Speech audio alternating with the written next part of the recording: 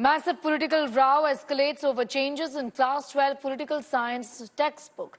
The NCERT, the National Council of Educational Research and Training, has introduced several significant changes in Class 12 Political Science textbook, which has now kicked off a political storm with Congress heading out of the center.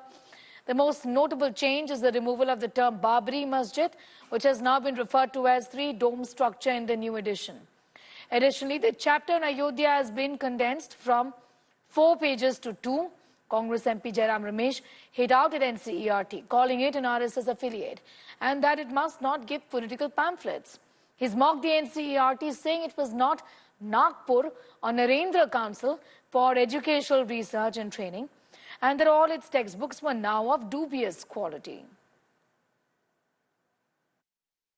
2021 में 21 का जो केंद्र सरकार का शैक्षणिक धोरण जो आया है उसमें लोगों को बच्चों को आपस में लड़ाने का एक प्लान सरकार ने किया है, उसका हमारा विरोध है। देश में विविध जाति और विविध धर्म के लोग रहते और हम इतने साल सब लोग एक साथ रहते, देश के लिए लड़ने के लिए सभी जाति धर्म के लोगों का इन्वॉल्व है और ये आपस में लड़ाने का जो शैक्षणिक धोरण केंद्र सरकार ने, नरेंद्र मोदी की सरकार ने बनाया है, उसका हमें विरोध है। हमें किसी धर्म से बच्चों को नहीं लड़ाना है। ब्लैक स्पॉट्स हैं, उसको मिटाने के लिए वो नई नई चीजें घड़ते रहते, नई चीज बनाते थे। पहली बार नहीं हो रहा है, इससे पहले उन्होंने बहुत सारे चेंजेस पिछले 10 साल के अंदर करी हैं।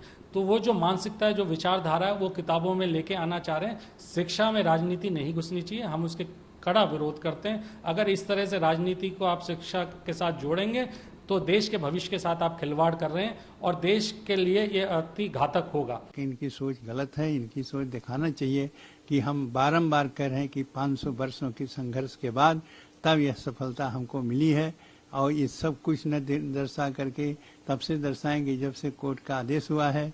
यह इतिहास वो अधूरा रहेगा। उनको आगे पीछे की जितनी घटनाएं हुई हैं, न 23 दिसंबर 1949 के रामलला के प्रकट होना दिखाई देगा, न 6 दिसंबर 92 को गिर गया उसको दिखाई देगा।